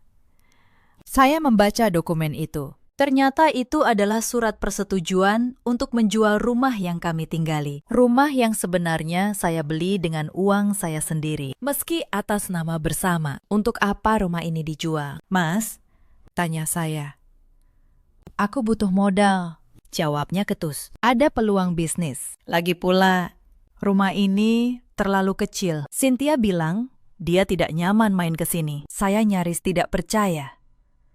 Suami saya ingin menjual rumah kami demi kenyamanan selingkuhannya. "Saya pikirkan dulu, Mas," jawab saya tenang. "Tidak ada pikir-pikir," bentaknya. "Tanda tangan sekarang." Saya menatapnya. "Tidak, Mas, saya tidak akan menandatanganinya." Untuk pertama kalinya, saya menolaknya secara terbuka. Angga terkejut. Wajahnya merah padam. Dia mengancam, dia membentak. Tapi saya tetap pada pendirian saya. Akhirnya dia pergi sambil menggerutu. Mengancam akan membuat hidup saya sengsara. Dia tidak tahu. Penolakan kecil itu adalah tanda bahwa saya mulai bangkit. Esok harinya, ada sebuah kejadian di klinik tempat saya bekerja. Seorang pasien datang dalam kondisi kritis, dan dokter jaga panik karena kasusnya rumit. Saya yang kebetulan ada di sana, segera turun tangan. Dengan tenang, saya menangani pasien itu, memberikan tindakan yang tepat, dan menyelamatkan nyawanya. Keluarga pasien menangis berterima kasih. Para perawat menatap saya dengan kagum. Di saat seperti itu, saya teringat betapa berartinya pekerjaan saya, betapa banyak nyawa yang bisa saya tolong, dan saya bertanya pada diri sendiri, mengapa selama ini saya membiarkan seorang pria merendahkan saya, padahal saya adalah seseorang yang menyelamatkan nyawa orang lain setiap hari. Pertanyaan itu menguatkan tekad saya. Saya tidak akan pernah berhenti menjadi dokter, dan saya tidak akan pernah membiarkan siapapun memperlakukan saya seperti sampah lagi. Sementara itu, tekanan dari keluarga Angga semakin menjadi. Ibu Sri mulai datang lebih sering, kali ini dengan tuntutan baru. Beliau meminta saya menyerahkan perhiasan peninggalan dari ibu saya. "Itu kan cuma perhiasan tua," kata Ibu Sri. "Lebih baik berikan padaku. Aku yang lebih pantas memakainya. Lagi pula sebagai menantu. Sudah seharusnya kamu berbakti pada mertua." Saya menolak dengan halus. Perhiasan itu adalah pemberian ibu, penuh kenangan. Tapi Ibu Sri marah, menuduh saya pelit dan tidak tahu diri. Setiap hari, hinaan demi hinaan datang silih berganti. Mereka mengira saya akan terus diam dan menerima. Mereka tidak tahu saya sedang menahan diri. Sambil menunggu sebuah kebenaran besar yang sebentar lagi akan terungkap. Titik balik datang pada suatu sore. Saya sedang mengurus dokumen di kantor pusat jaringan rumah sakit milik keluarga. Di lantai paling atas gedung di kawasan Sudirman. Ibu sudah cukup pulih untuk kembali memimpin. Meski beliau mulai mendelegasikan banyak hal kepada saya. Hari itu, Kepala Bagian Audit Keuangan datang menghadap dengan wajah serius. Bu Amira, ada temuan yang harus Ibu lihat, katanya. Meletakkan setumpuk berkas di meja saya. Perlu saya jelaskan.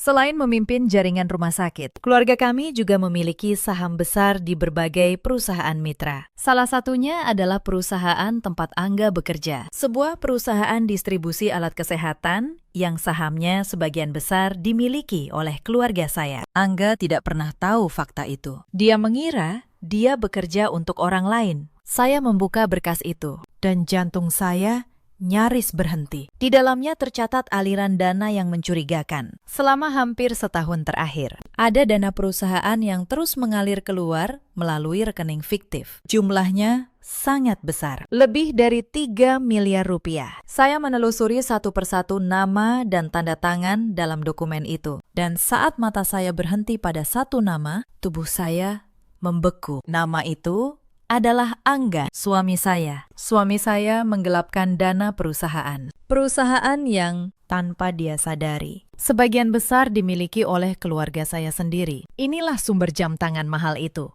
Inilah sumber gaya hidup mewahnya. Inilah uang yang dia hambur-hamburkan untuk Cynthia. Saya duduk diam sangat lama. Berbagai emosi bercampur di dada saya. Marah, kecewa, jijik. Tapi di atas semua itu, ada sesuatu yang dingin dan tenang. Kejelasan. Suatu malam, saat Angga tertidur, ponselnya berdering. Sebuah pesan masuk, layar menyala. Dan tanpa sengaja, saya melihat nama pengirimnya, Cynthia. Saya tahu, membaca ponsel suami bukan hal yang baik. Tapi malam itu, ada sesuatu yang mendorong saya untuk melihat. Saya mengambil ponsel itu pelan-pelan. Untungnya, layarnya tidak terkunci. Apa yang saya baca membuat darah saya membeku. Dalam percakapan itu, Angga dan Cynthia sedang membahas rencana mereka. Mereka berencana menguras seluruh harta yang bisa diambil dari saya, lalu menceraikan saya, dan menikah setelahnya. Cynthia menulis dengan nada penuh kemenangan, mengatakan bahwa wanita lugu seperti saya memang mudah diperdaya. Angga membalas, mengatakan agar Cynthia bersabar sedikit lagi. Dia menulis bahwa dia sedang mengumpulkan dana dalam jumlah besar dari satu sumber yang aman. Dia menyebutnya tambang emas yang tidak akan pernah ketahuan. Tambang emas. Saya tahu persis apa yang dia maksud. Itu adalah dana perusahaan yang dia gelapkan. Saya meletakkan ponsel itu kembali ke tempatnya. Persis seperti semula. Saya berbaring di samping pria itu, menatap langit-langit kamar sepanjang malam. Anehnya, saya tidak menangis. Saya hanya merasa semakin yakin atas apa yang harus saya lakukan. Pria yang tidur di sebelah saya bukan lagi suami. Dia adalah perampok yang menyusup ke dalam hidup saya, mengincar segalanya, sambil terus menghina saya di setiap kesempatan. Tapi dia melakukan satu kesalahan fatal. Dia merampok dari sumber yang salah. Dia tidak tahu tambang emas yang dia curi itu sebagian besar adalah milik keluarga istrinya sendiri. Esok paginya, saya bangun seperti biasa, menyiapkan sarapan, berpura-pura menjadi istri yang patuh. Tapi di dalam, saya sudah menjadi orang yang sama sekali berbeda. Saya bukan lagi Amira yang menutup mata. Saya adalah Amira yang sedang menyusun langkah, satu persatu, dengan dingin dan teliti. Hari berganti minggu. Saya semakin sering pergi ke kantor pusat dengan alasan jadwal jaga di klinik. Padahal, saya sedang mengawasi langsung proses audit yang berjalan. Setiap kali tim menemukan bukti baru, saya memeriksanya sendiri. Saya ingin memastikan tidak ada satupun celah. Pada minggu kedua bulan itu, ibu saya merayakan ulang tahunnya. Sebuah perayaan kecil di rumah keluarga. Saya mengundang Angga, berharap mungkin masih ada sedikit kebaikan dalam dirinya. Angga tidak datang. Dia berkata ada urusan kantor. Tapi malam itu, saya melihat unggahan Cynthia di media sosial. Sebuah foto mereka berdua sedang makan malam mewah di sebuah restoran. Di jam yang sama, saat ibu meniup lilin ulang tahunnya, ibu melihat saya termenung. Beliau menggenggam tangan saya. Sudah saatnya kamu berhenti. Nak, kata ibu lembut. Ibu tahu kamu kuat, tapi bertahan dalam pernikahan seperti ini bukan tanda kekuatan. Itu hanya menyakiti dirimu sendiri. Saya menatap mata ibu yang penuh kasih. Mata yang nyaris tidak pernah saya lihat lagi. Andai malam hujan itu, Angga benar-benar berhasil menahan saya. Saya tahu. Bu, jawab saya. Sebentar lagi, saya hanya ingin memastikan dia tidak akan pernah bisa menyakiti perempuan lain seperti dia menyakiti saya. Ibu tersenyum bangga. Itu baru putri ibu. Sejak malam itu, saya tidak lagi ragu. Saya mempercepat segala persiapan. Tim hukum bekerja siang malam. Pak Dirga melaporkan bahwa berkas sudah hampir lengkap. Hanya tinggal beberapa bukti terakhir. Dan semuanya akan siap untuk dibawa ke ranah hukum. Saya tidak langsung bertindak. Saya tahu, jika saya gegabah, dia bisa lolos. Saya butuh bukti yang kokoh. Hitam di atas putih. Saya memanggil Pak Dirga, bukan supir biasa, melainkan kepala tim hukum keluarga kami yang menyamar dekat dengan saya demi keamanan. Pak Dirga, kata saya pelan. Saya butuh audit menyeluruh atas seluruh aktivitas suami saya di perusahaan. Diam-diam, saya tidak ingin dia tahu sampai semuanya siap. Pak Dirga mengangguk. Saya mengerti, Bu. Berapa lama waktu yang Ibu beri? Secepat mungkin.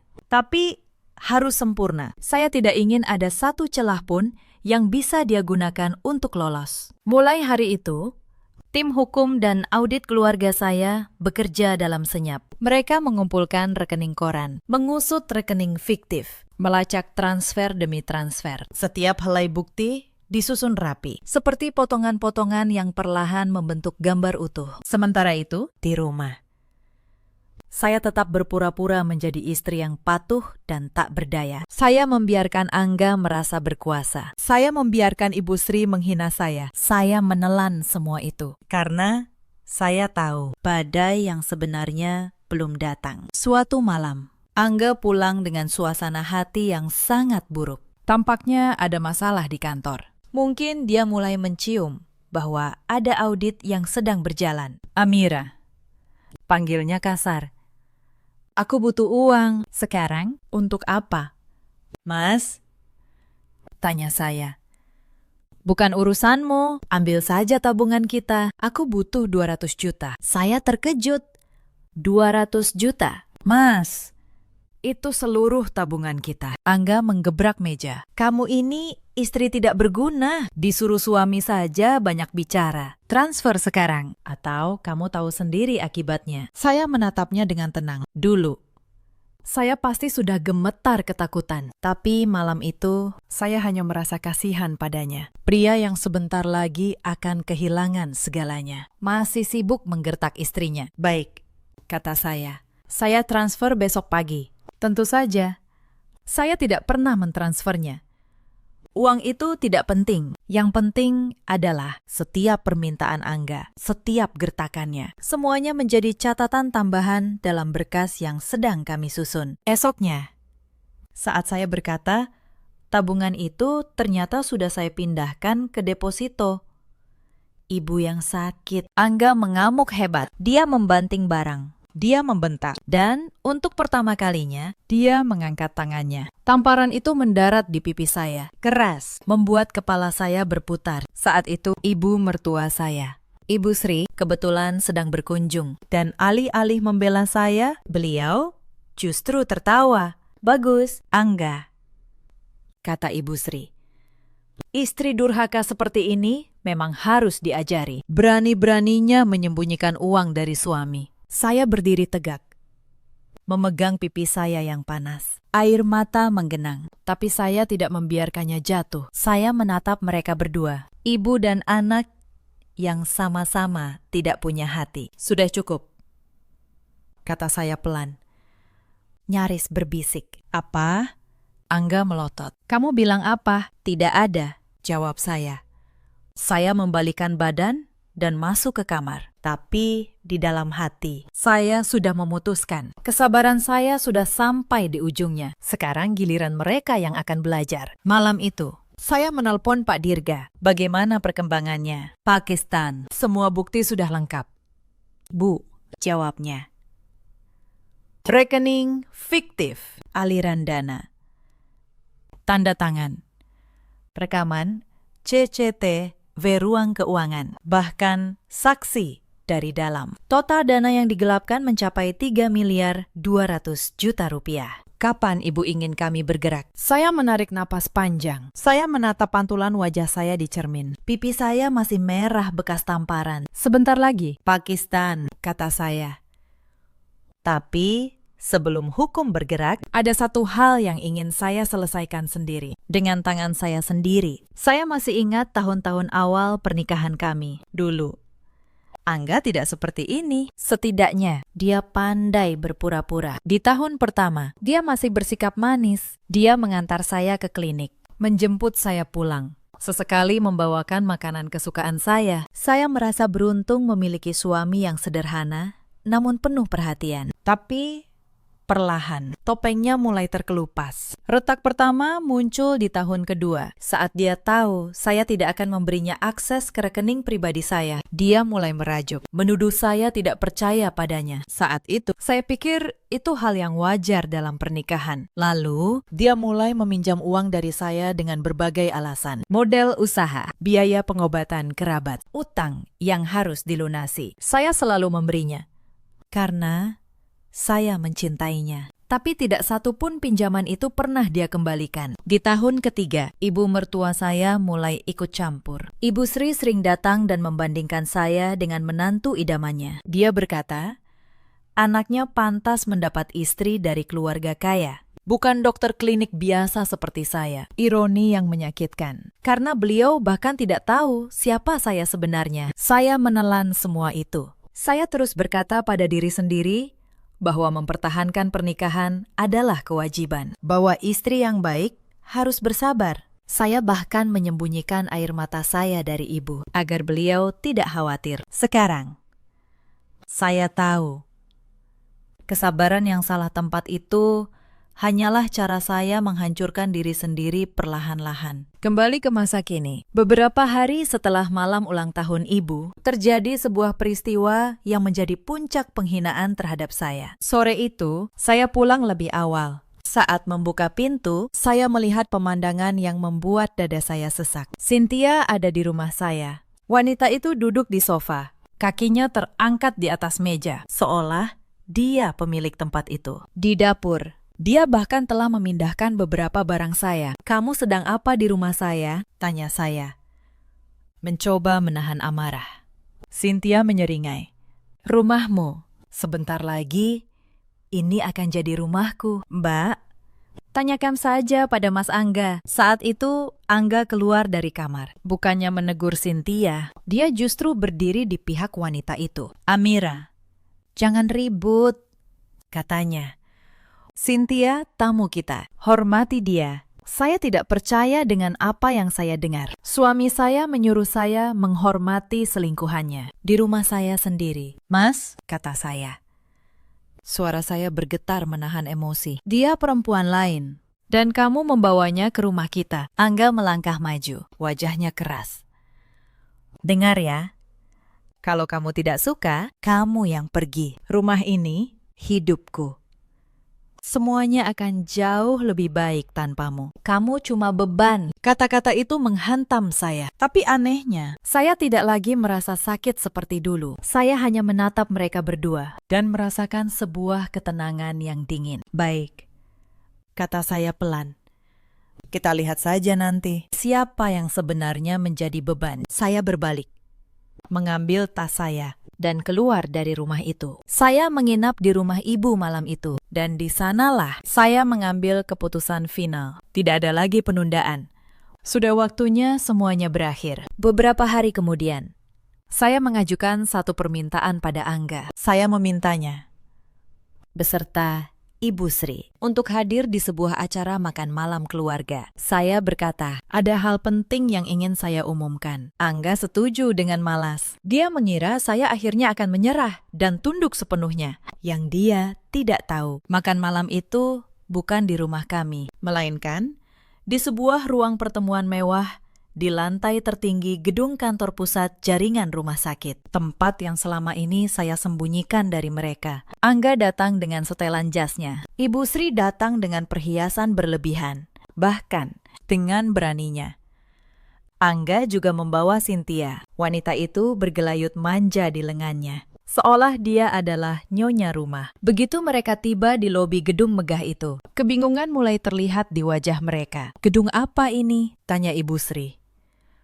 Matanya berputar mengagumi kemewahan di sekeliling. Mewah sekali. Amira mengundang kita ke restoran semahal ini. Mereka naik lift ke lantai paling atas. Pintu terbuka, menampilkan ruang pertemuan luas dengan jendela kaca dari lantai hingga langit-langit. Di luar, lampu-lampu kota berkelip seperti permata. Di ujung ruangan, ada sebuah meja panjang. Dan di sana, sudah duduk ibu saya, Ibu Rahmawati, mengenakan pakaian elegan. Dikelilingi oleh beberapa orang berjas rapi. Di samping beliau, berdiri Pak Dirga, lengkap dengan map tebal di tangannya. Saya berdiri di tengah ruangan, menyambut mereka. Tapi malam itu, saya tidak lagi mengenakan pakaian sederhana. Saya mengenakan setelan kerja yang anggun. Untuk pertama kalinya dalam 5 tahun, saya tampil sebagai diri saya yang sebenarnya. Selamat datang, kata saya, tenang, silahkan duduk. Angga menatap saya dengan bingung.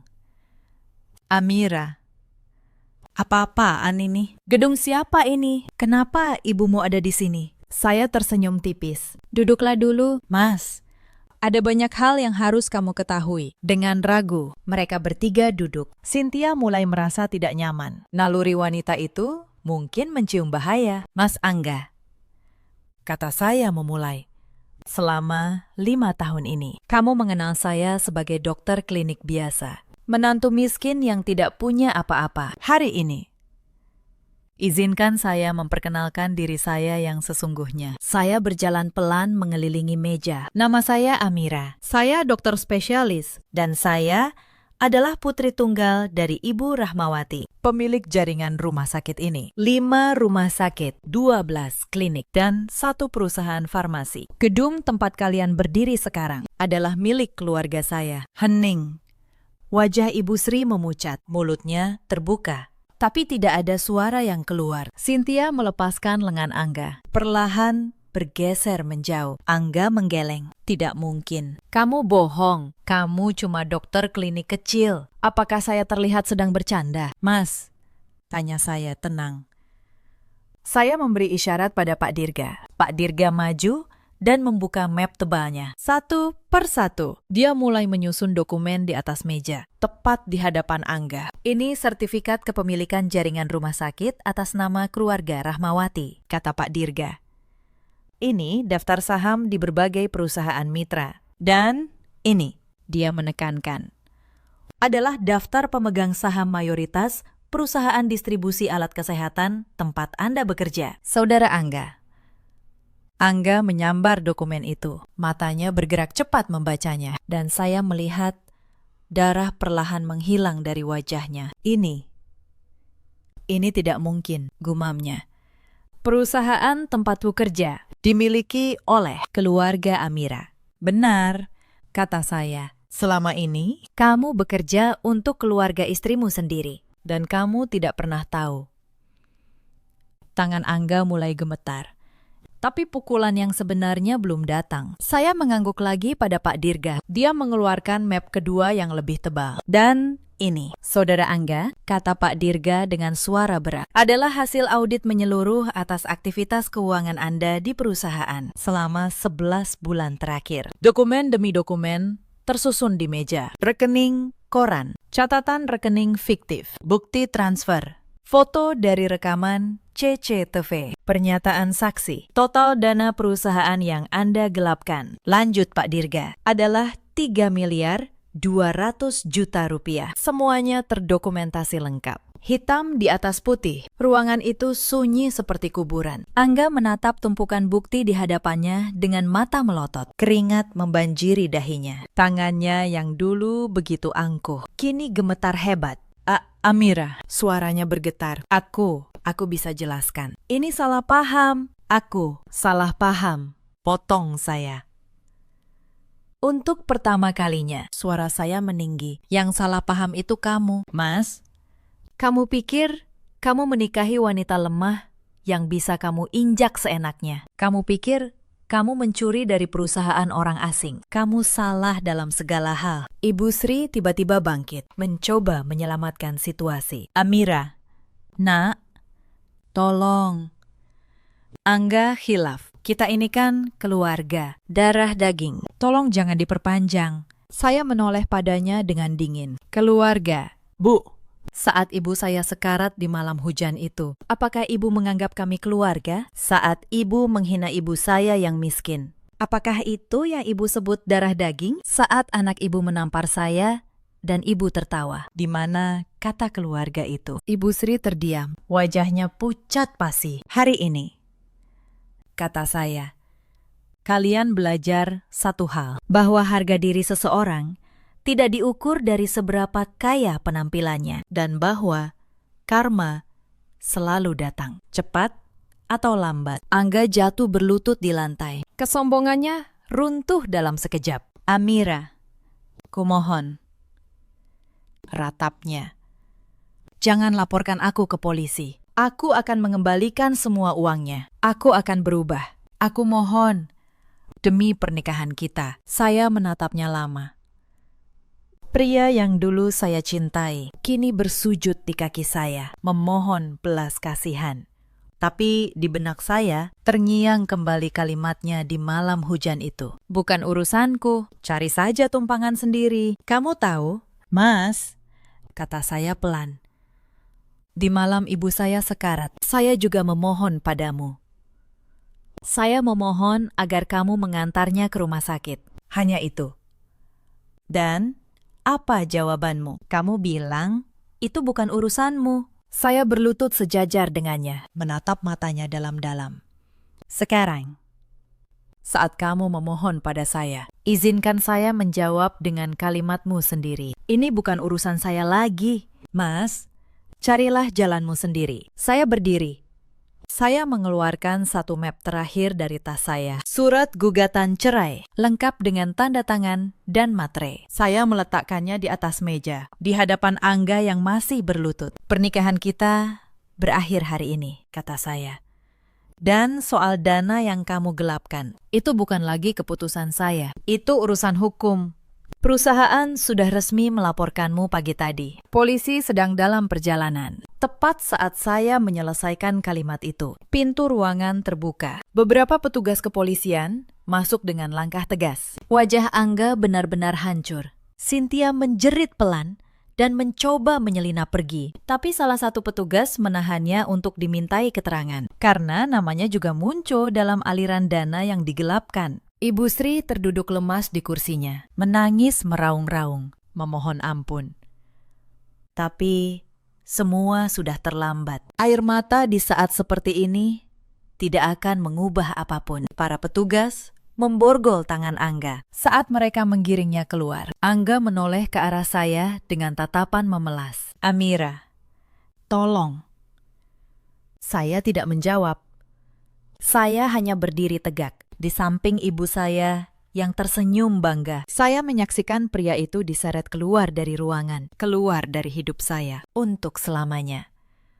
Proses hukum berjalan selama beberapa bulan. Saya menghadiri setiap persidangan, bukan karena masih peduli, tapi karena saya ingin menyaksikan keadilan ditegakkan sampai akhir. Di ruang sidang, bukti-bukti yang kami susun begitu kuat, sehingga pengacara Angga tidak bisa berbuat banyak. Setiap rekening fiktif, setiap transfer, setiap tanda tangan, semuanya berbicara. Pada hari putusan, suasana ruang sidang hening. Hakim ketua membacakan vonis dengan suara yang berwibawa. Berdasarkan bukti-bukti yang sah dan keterangan para saksi, pengadilan memutuskan terdakwa Angga terbukti bersalah melakukan tindak pidana penggelapan dana perusahaan dalam jumlah besar.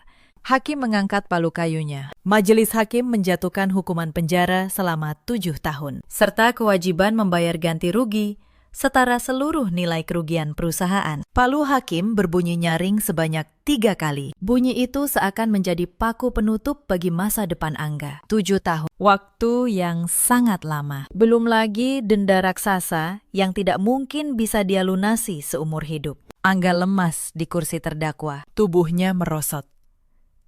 Dia menangis sesenggukan, menutupi wajahnya dengan kedua tangan. Di seberang ruangan, saya menghembuskan napas panjang, melepaskan seluruh beban yang selama ini menghimpit dada saya. Keadilan akhirnya tegak. Ibu menoleh ke arah saya. Beliau tersenyum lembut, menepuk pelan punggung tangan saya. "Kamu sudah melakukan yang benar, Nak," kata ibu. "Masa lalu yang menyakitkan itu sudah berakhir hari ini. Sekarang, saatnya kamu melangkah maju." Saya membalas senyum ibu. Saya bangkit, memapah beliau keluar dari ruang sidang dengan langkah pasti dan kepala tegak. Saya tidak sedikit pun menoleh ke arah mantan suami saya yang sedang diseret menuju sel tahanan. Bagi saya, Angga hanyalah debu masa lalu yang tidak lagi punya arti. Selama proses persidangan berlangsung, kehidupan keluarga Angga ikut runtuh. Cynthia, yang namanya tercantum dalam aliran dana gelap, juga harus berhadapan dengan hukum. Wanita yang dulu begitu angkuh itu kini menangis di ruang interogasi, menyalahkan Angga atas segalanya. Hubungan mereka yang dibangun di atas pengkhianatan dan uang curian hancur berantakan dalam sekejap. Ibu Sri pun tidak luput dari karma. Setelah anaknya dipenjara, beliau kehilangan tempat bergantung. Aset yang selama ini dibanggakan ternyata sebagian besar dibeli dari hasil kejahatan Angga dan harus disita untuk membayar ganti rugi. Wanita yang dulu menghina ibu saya yang sederhana itu kini harus tinggal di rumah kontrakan kecil, hidup dalam kekurangan. Suatu hari, Ibu Sri datang ke kantor saya. Penampilannya jauh berbeda. Dia tampak tua, lelah, dan penuh penyesalan. Dia memohon, meminta saya membantu meringankan hukuman anaknya. "Amira, Nak," ratapnya. "Tolong Angga, dia anak satu-satunya. Aku mohon, aku akan melakukan apa saja." Saya menatapnya dengan tenang. Tidak ada lagi amarah dalam hati saya, hanya sebuah ketenangan yang dingin. "Bu," kata saya, "dulu, saat ibu saya sekarat, keluarga ini menutup pintu. Sekarang, hukum yang berbicara, bukan saya. Saya tidak bisa dan tidak akan mencampuri keadilan. Pulanglah, Bu, dan jaga diri ibu baik-baik." Ibu Sri menangis terseduh-seduh, lalu pergi dengan langkah lemah. Saya tidak merasa puas, juga tidak merasa bersalah. Saya hanya merasa semua hal akhirnya kembali ke tempatnya yang seharusnya. Saya juga belajar untuk memaafkan, bukan demi mereka, tapi demi ketenangan saya sendiri. Memendam dendam hanya akan menjadi racun bagi hati. Saya memilih untuk melepaskan semuanya dan melangkah maju dengan ringan. Selama setahun setelah perceraian, saya mencurahkan seluruh tenaga saya untuk pekerjaan. Saya kembali menjadi dokter sepenuhnya, sambil belajar memimpin perusahaan di bawah bimbingan ibu. Setiap pagi, saya bangun dengan semangat baru. Setiap pasien yang saya tolong, setiap keputusan bisnis yang saya ambil, mengingatkan saya pada nilai diri saya yang sesungguhnya. Orang-orang di sekitar saya mulai melihat siapa saya yang sebenarnya. Bukan menantu lemah yang dulu mereka remehkan, tapi seorang perempuan yang kuat, cerdas, dan penuh kasih.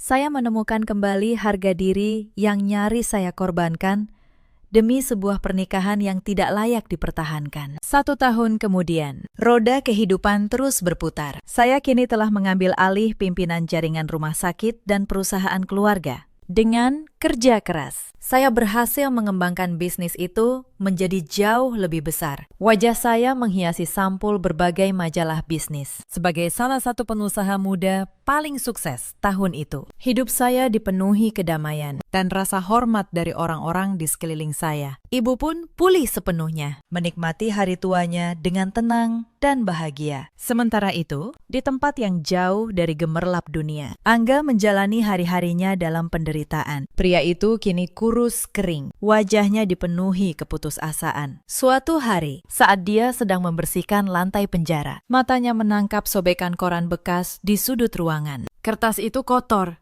tapi judul besarnya masih terbaca jelas. Dan di sana terpampang foto seorang wanita yang tersenyum bahagia dan anggun. Itu adalah wajah saya, mantan istrinya. Di bawah foto itu tertulis, Amira, peraih penghargaan pengusaha wanita paling sukses tahun ini. Dada Angga terasa sesak. Ingatan tentang malam hujan itu kembali berputar di kepalanya. Malam saat dia membentak istri yang sebenarnya memegang seluruh kunci kebahagiaannya. Malam saat dia berkata, bukan urusanku. Seandainya malam itu dia menurunkan sedikit saja kesombongannya. Seandainya dia mau mengantar ibu mertuanya. Seandainya dia tidak tergoda oleh wanita lain. Mungkin saat ini dia sedang mendampingi saya, hidup dalam kehormatan. Tapi waktu tidak bisa diputar kembali. Nasi sudah menjadi bubur. Angga meremas sobekan koran itu kuat-kuat. Dia menjatuhkan tubuhnya ke lantai, menangis histeris,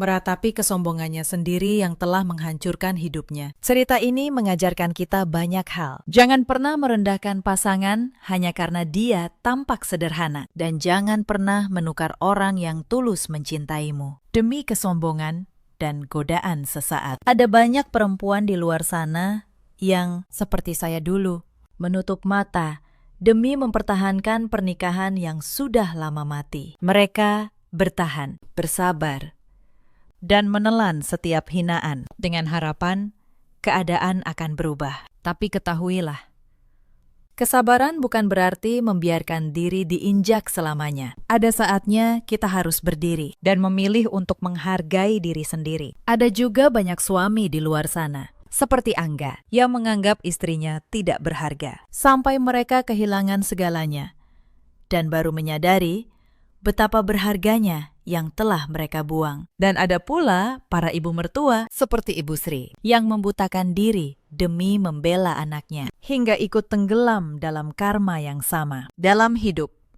kita selalu punya pilihan, memilih untuk menghargai atau memilih untuk menyesal. Ceritakan kisah kalian di kolom komentar. Terima kasih sudah menemani sampai akhir.